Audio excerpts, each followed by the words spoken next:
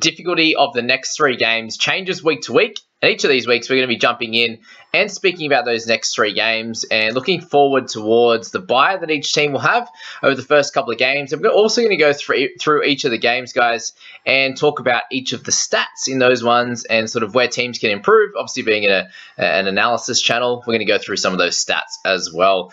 In the Panthers and the Bunnies, to kick things off, you look at a few of these really important stats. Obviously, time in possession is a big one there. So they had 5 extra minutes of possession, Panthers. So a big reason why they were able to win. Obviously, a big stat here is that completion rate. So the 68% for the Bunnies and the 80% for the Panthers obviously meant, yeah, they didn't have as much time with the ball there and weren't able to dominate as much in their attack and obviously win this game. So, when that's happening, there's a fair few drop balls in this one. They have 11 errors to Panthers 8, which is pretty high. You'd hope for a really good high quality game of football to be around 80 to 85% for each team. You see, teams like the Cowboys last year, there was something they did really well is that they could kick to corners. Chad Townsend could drive them around the park, and we'll see some better error counts in some of these other games as well. But that's a big one there with the Panthers and those Rabbitohs. To kick things off, we're going to speak about those Panthers, and we look at their next 3 games. Obviously, the bye in this one. So the only people you should be looking to trade out this week are those from the Panthers that you think aren't going to improve following this bye here. They did have 2 really tough games in the Broncos, who are really good, and then the Bunnies, who are going to be a top 4 side or close to it as well. Following their bye, they have the Eels, Raiders, and Seagulls. So are you worried about any of their outside backs in this one? Guys like Brian To'o, I wouldn't be looking to move on from someone like him. As I said, really tough games in those first 2, and I think you can make a decision on those type of guys after a bunch more games. He'll get all the way through to round 13 now, which is something you need to think about. Nathan Cleary's another one that has started really poorly, and a bunch of people will be looking to trade him out, especially with a lot of injuries and stuff like that. If you've got a guy that's going to be out this week and who has underperformed, is losing cash, I can understand why people are moving on from him. But just be aware that if you can manage to get through this bye, if you have other issues in your squad and can still keep Cleary on your side, likely that he's going to improve from there. You obviously have a little bit of an ankle issue in this game. The first game he still didn't look very good and got 61, whereas this one, obviously the 37, wasn't ideal at all. He wasn't playing great at the start. Neither were the Panthers, and they will work it out. They will get better. So there's a bunch of things to think about there. Guys like Sonny Luke, if you're looking at him, Mitch Kenny, these types of guys, round 4 would be a good time to pick them up. If you're looking at the Bunny side of things, from here on, they have the Roosters, the Eagles, and the Storm. So there's still going to be 3 really tough games, guys. You're looking at outside backs in Isaac Thompson and these types of players. You could probably hold off on him now if you haven't traded him in. If you've got him now, I still think he's worth playing, especially if he gets named. But not a guy that you'd be looking to trade into your side. Roosters, obviously, probably the easiest one out of these 3 teams that they'll play at this point, just with them still trying to work things out as well. And, Manly, who knows exactly what we're going to see from them. Obviously played well in that first one, but Bulldogs were very bad. So, those next 2 weeks, and then Storm, they're definitely not the top 4 team that we saw last year. So maybe it's a little bit easier than the first 2, especially, similar to what we just mentioned with those Panthers there. So that's the next 3 for both of those squads. And, we'll just have a look at this game as well. We will go through them each week, so it'll be a lot quicker as we go along. But run meters are up for Panthers, obviously 300 extra. Tackle breaks are up as well. And, the set distance was the exact same. Kick return meters is a big one. Obviously, those outside backs, the To'os, Crichtons, these types of guys, Dylan Edwards are great at their kick returns and shows why Panthers are really good each and every year. So almost doubled in those kick meters there. And the average play the ball speed. So it's so good they actually, cover this on a week-to-week basis in those stats, and you can see there the 3 seconds compared to 3.7 in this one. It's not always that way for the Bunnies, but the 3 seconds there is really good and shows that that's how you can get a lot of outside backs to get lots of extra meters. If you can get them early ball, a little bit of a reduced amount of players in the defensive line on the other side, then you're going to get some opportunities for those outside backs. And you saw, obviously, Stephen Crichton, To'o, these types of guys got plenty of time to be able to do their thing in this one. More offloads for the Bunnies, but sometimes it doesn't exactly work. Depends if it's to hand or anything like that, so they don't have that in that one. Kicking meters was similar. Forced dropouts, an extra 2 for Panthers. So all the things that just build pressure and get the job done here. Tackles made, very high in this one compared to a lot of games. So you would have hoped that a lot of the middles did a great job, but obviously it was Isaiah Yeo and these types of guys rather than Cam Murray, who got lots of tackles in, but still didn't get the minutes that we're looking at. So yeah, missed tackles were a bit higher for the Bunnies as well. So that's that one there. Plenty happened in that one, and we'll go through the next one there. So Eels v the Sharkies there. Possession was the exact same. Time of possession pretty much the same as well. Completion rate was fairly low in this one as well. So 14 errors or uncompleted sets for the Eels and 11 for the Sharks. So it shows these type of numbers are absolutely crazy when it comes to how important it is to winning the game in, week out there. Run meters are all about the same. Post contact, very similar. Line breaks the same. Yeah, very much similar across the board. You had a little bit quicker average play the ball speed. Shows there that the Panthers were super quick at 3, and this is about the normal there. So Eels v Sharks, plenty to talk about with them as well. So the Eels obviously don't have a bye all the way to 14. So they're a squad that you'd be looking at picking up players pretty comfortably. Eagles, Panthers, Roosters over this next 3 weeks. So, again, outside backs in these squads aren't going to be heavily sought after. Guys like Penasini, who I'm excited about as an option across the year in terms of being keeper, he could be an option from round 6 onwards. You know, guys like Mitch Moses and stuff, it shows that this year, especially, hasn't mattered too much as to the type of team that he's played. Obviously, the first one wasn't amazing for him. He scored okay, but round 2 he had a cracker. Dylan Brown had a cracker as well, and you know, really it doesn't matter too much for these middles and their edge guys. They're both, yeah, they're all getting their job done. Dury's doing fine, you know, Cartwright's doing fine, and they're going to get some troops back over the next few weeks. So the only interesting thing with the Eels guys is just what's going to happen after Madison comes back. And guys like Cartwright, Cartwright, what's going to happen with him, for example? And yeah, you can decide on that there. But you know, Madison, you probably want to see for a few weeks before you make a decision on him. If he's on the edge, if he's in the middle, plenty of question marks there. Okay, we'll go back into that one there, and yeah, moving down the line. Again, not too much difference between all of these stats here. Kicking meters very similar, and you know, effective tackle numbers in that 88s. But yeah, a little bit lower tackle numbers, as I said, about 20 to 30 less than that other game.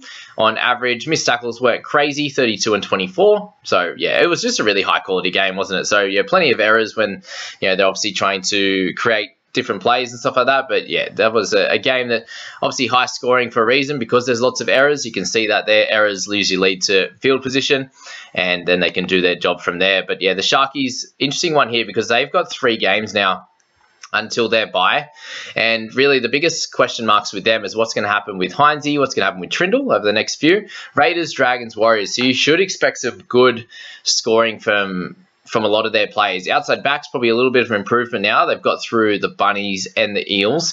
Trindle, I would expect to continue to score well. And you know, guys like Ronaldo, Ramey, and these types of guys that have done okay to start, I think can score really, really well. Maybe look for a trial too from Teague Wilton. Would you pick him up in round 3 now? Probably not. I think there's a few more spot fires you need to put out, and potential guys that you need to chuck in your centres, the Jack Birds, the Reece Walshes in fullback and stuff like that before you go to these types of guys. But yeah, Sharkies, very interesting. The 3 games they'll play now, and then they have a good crack all the way through to round 13. But yeah, definitely hold on to all those guys. Really no one on that list that you need to be stressing about straight away. All of them will do a job all the way until that bye, and you can make a decision on Wilton and these types of guys there if you think he's going to be close to a 50-point type of guy, or he's going to be a little bit less from there and you want to trade him out. Okay, we had the Broncos and the Cowboys game. So definitely the Broncos showed their dominance in this one. Time in possession, 4 and a bit minutes more than the Cows, and 4% more possession there. So 54 to 46. Completion rate, just what I was talking about, around the 80% mark there is ideal. And this is what both teams aspire to. You know, they had the 9 errors there for the Broncos, and you had the 7 for the Cowboys. But yeah, plenty of time in possession. Very interesting, though, that, you know, 58 minutes, 58, almost 59 minutes is in play, and 20 minutes is kind of just chilling with, you know, stoppages and you know, goal kicking and the like there. Run meters and all runs. Obviously, Broncos got through a lot more. Guys like Payne Haas, Jensen, Carrigan, these types of guys really dominating that. Herbie Farnworth, Ezra Mam got plenty of meters down that left-hand side. So something that the Cowboys will be looking to improve there. They got a lot of offloads on that left-hand edge. The Broncos did a good job. Tackle breaks was higher. Set distance, they were averaging another 3 meters per game, and play the ball speed a lot quicker than the Cows in this one. So it shows that average play the ball speed, for the most part, is a super important one there, along with the completion rate. So get through your sets, get to your front, get it out, get wide, basically, and then kick to corners if it doesn't work down those edges. So yeah, crazy. How simple it is, but how hard it is to execute. Most things in life are very simple, but difficult to execute, that's for sure. Kicking related, Cowboys, you know, did really well in that department. Got the 702. But yeah, it didn't really help them out. Overall defensive efficiency there was 84% compared to 90. So if you can get 90% every week, like the Broncos did, you got to be awesome in these games. So 329 tackles to 292. Again, fairly low in this one compared to that first game, but shows because there was a fair few points being scored in this one. Errors, penalties, all pretty similar in that one. Okay, that's the Broncos and the Cows. Let's go through each of those teams now before we get to the Roosters and the Warriors there. So Broncos, again, we get them all the way through until round 15, guys, which is going to be cool. And then next three, Dragons, Dolphins, Tigers. So you look at Dragons as being a team that played solid the other day, but we're still not going to put them up in the top 8 type of bracket. So Dolphins, very much playing well, so that's going to be a fun game for sure. And Tigers are in a bit of disarray at the moment. So 2 of the next 3 games you'd expect to be really solid. And guys like Tony Staggs, if you are looking to move him on, there's a suggestion that you may look to potentially hold him. You wouldn't expect the games to be any harder than Panthers and the Cowboys. And yes, he didn't look great in those games, but there's a potential to hold him, especially with the amount of issues you've got in your side. Guys like Cobbo, they could come out and have a good little stretch here, even though he scored really poorly. Reece Walsh is someone that I think would be a really good selection in your side. It's not going to matter too much for the middles. You could potentially get a few more attacking stats from them. If they're higher scoring, maybe a little bit lower in the defensive stats, the base stats there. But they're looking okay. Cowboys, again, got through 2 harder games. Broncos, obviously, a real tough one. Raiders, a good team. They just had a really good second half against us Cowboys. But Warriors, Titans, Dogs over this next couple of weeks. So Warriors will be solid. Titans, Warriors should be better than the Titans, I would say. And then the Dogs obviously had a bounce back round 2, and they could do really well also. So this next 3 weeks for them, it's going to be super important after getting beat by the Broncos. I can see them coming out and doing really well against the Warriors. Probably a fairly tight game, but they'll want to prove what they can do without Drinkwater, without Hiku in that side, and before a few of their edge guys come back. So Cowboys players, no real stress on them. You need to trade out Drinkwater, for example. And got maybe Tom Chester could be a sneaky one, but how many weeks is he going to get? Probably that 3, unless there's other injuries in the side. That's the Cowboys, guys. Let me know your thoughts around them. Let's move to the Roosters v the Warriors, and again, possession was a little bit higher for the Roosters in this one, extra 4.5 minutes, so they were able to hold the ball, and a better completion rate. The Warriors' completion rate was great until the back end of the game when they were trying to get back and win this one. That's when the most of their errors came. So to have 9 in total and probably 5 or 6 in that back end really killed them. Completion rate for Roosters was much better at 82%, and that allowed them to come out and win compared to last week when they really struggled. Again, run meters were really high. You had guys like Manu, Suali'i, Teddy, these types of guys running the ball for a long way. Sam Walker even as well. So to have those guys, plus your Lindsay Collinses and a few of their younger boys come out and did a good job there. So overall, what we're looking at here, they was one of the only teams this week to have a really slow average play the ball speed and still get the win. But Warriors wasn't much better at 3.54 there.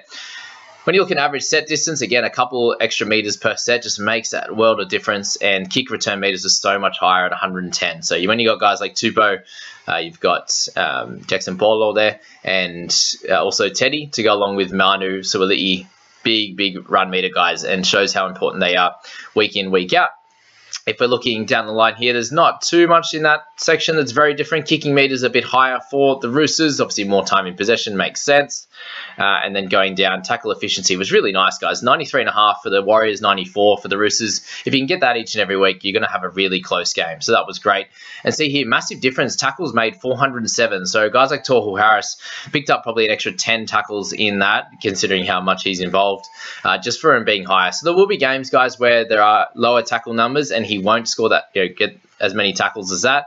But he'll still look, if you take 10 tackles away, probably gives him a couple extra runs, which means he probably only did about 6 or 7 points outdone there, probably still in that low 60s. So we're not really stressed about that in terms of fantasy-wise, but that's that. Negatives, again, nothing crazy. A few more penalties, a few more errors given away by the Warriors, which wasn't great. And that is it on that one. So let's go through those 2 squads now, the Roosters and also the lovely Warriors there. So we'll start with the Warriors. I can see them first. We've got their next 3-1, Cowboys, Dogs, and Sharks. It doesn't seem too crazy. Hopefully, Nico's back for the Sharks in that time, which is going to make it a little bit tougher. Dogs coming back, Cowboys being pretty solid there. So the first 2 games, I've had the Knights and the Roosters weren't spectacular, but shows a couple of outside backs didn't do so great against the Roosters. Slightly better team than what the Knights are. So can you expect guys like SJ to come out and dominate still? Him and Wade Egan, will they score lots of points in these two? Potentially still.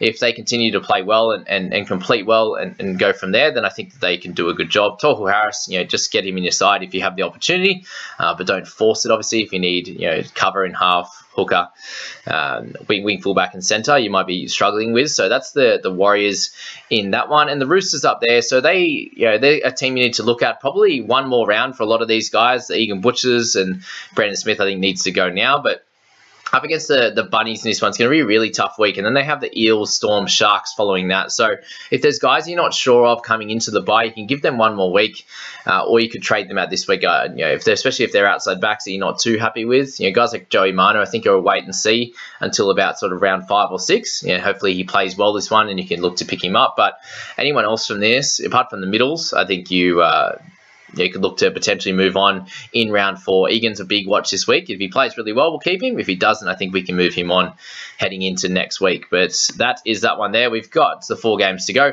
Dolphins v the Raiders there. Possession-wise, again, very similar. Time in possession, 3.5 minutes extra for the Raiders, and they still couldn't win. So crazy there.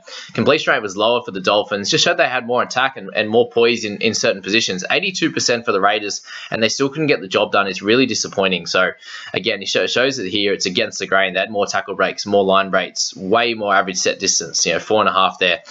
They just weren't able to ice any tries. So it shows that, strangely enough, for a team that has a lot of gun players and guys that have played for a long time now, in Foggs being an older guy, White being an absolute superstar there, it's just their fullback. Obviously, they don't have one properly now with Chris, so combinations aren't looking too great. These are the kind of things you need to look at there. Kick return meters were way higher for the Dolphins, which was interesting, and they had a way slower average play the ball speed. So that's 2 games now where a team has had a slower average play the ball speed and is still able to win. Shows that, Raiders had everything going their way and they still couldn't get the win. More offloads, more receipts, more total passes. Everything was higher on their end. Kicking meters were just above there, and really just not great overall. Efficiency, tackle efficiency, 93.7 compared to just under 90 there, and tackles were pretty high in this one across the board. So you can see why there was some good scores in this one.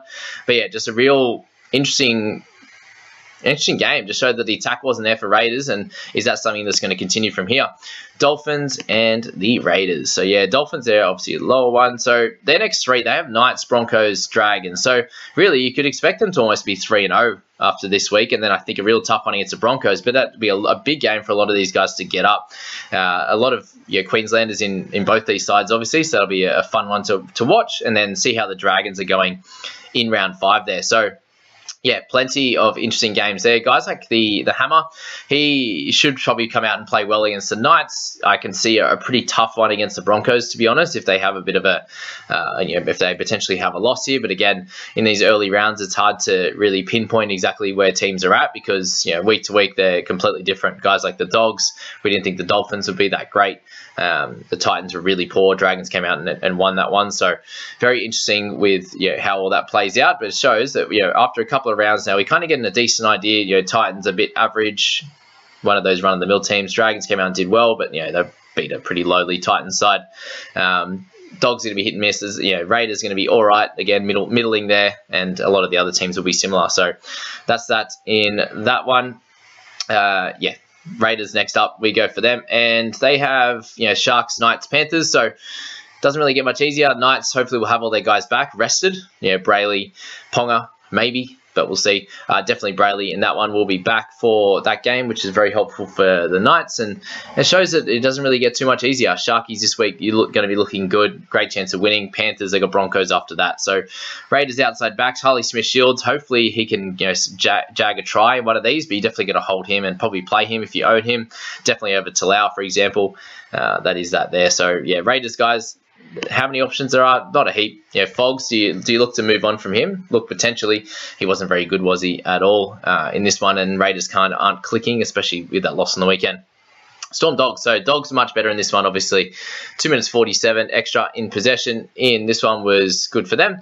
Completion rate really high for both teams. So it was a solid game in that sense. Storm would just look clunky. Again, it's going to be one of those ones where a lot of the stats, were better on the Storm side, and they did a good job. Obviously, play the ball speed a little bit down at 3.5 compared to 3.66. And you can look at this and go, okay, that's a good sign because, they did everything right, completed well.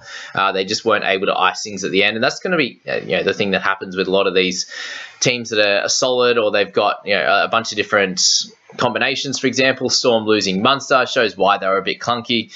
Losing middles and stuff like that with Nas doesn't really help at all in this one. Kicking meters, the Dogs did a good job with that. And got a cheeky 40-20 as well.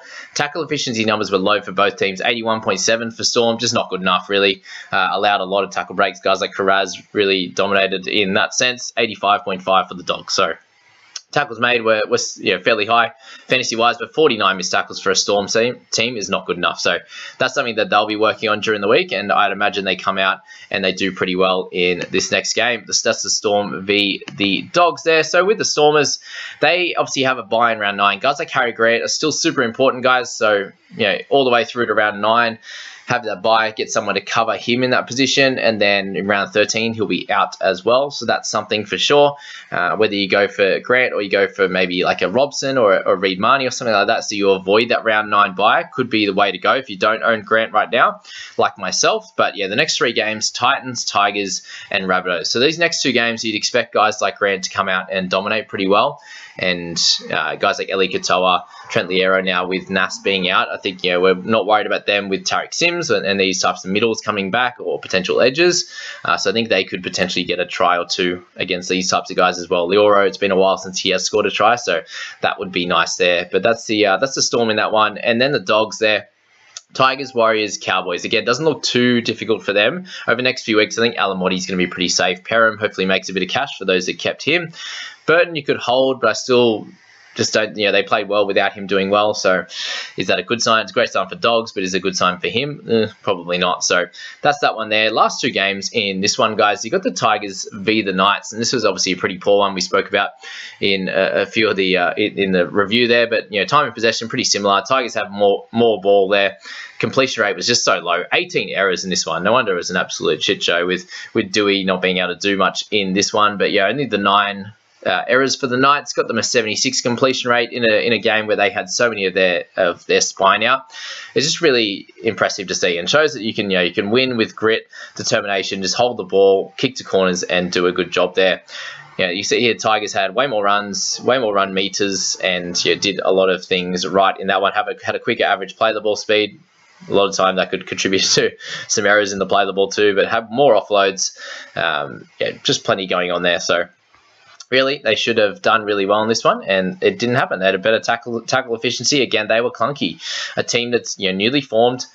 Yes, the Knights had those kind of combinations wrong as well, but it was obviously close, and Tigers just couldn't get over the line and get the job done. More tackles made for them. Again, this is a pretty high one, 367, 326 in both of them. Missed tackles were similar, but just way too many errors in this one for the Tigers to even come out and have a good win. But the Tigers v the Knights there. So we've got the Tigs who are down here. And the next 3 games, Dogs, Storm, Broncos. It doesn't get any more exciting for them. Dewey, I think, will be fine, but the rest of the guys, even potentially Blory coming back, they'll probably need to get Bateman back as soon as possible to try and bolster this side. Guys like Isaiah Papali'i are going to have to do a lot of work. Brooksy's going to have to step up his game. Dane Laurie's doing his thing. But I'm not seeing anything too exciting for these Tigers over the next few weeks, that's for sure. And then the Knights, they have a fairly late bye as well. So Dolphins, Raiders, and Seagulls for them. Doesn't look too crazy, obviously. Dolphins looking pretty good. Raiders look okay. Eagles look decent as well. And then they have the Warriors following that. So players that you have in this side, again, not too stressed on guys like Lockie Miller and stuff like that. I think they'll be fine. But the rest of them, Brayley, Ponga. Brayley's, it's a hard one with him. Is he a hold? Maybe, but if you need a hooker, then it's a tough one there. You might have to trade someone else out for sure. But yeah, Ponga's going to be a trade. He should be out for a little while, unfortunately. Hastings, I think you can hold this week against the Dolphins and Raiders, probably with more issues in your side, but definitely makes it tough, that is for sure. And that last one there, the Dragons v the Titans there. Dragons had way more time in possession, obviously scoring a bunch more tries, but yeah, almost a bit over 4 minutes extra. Completion rate was much higher, 7 errors compared to the 9 there.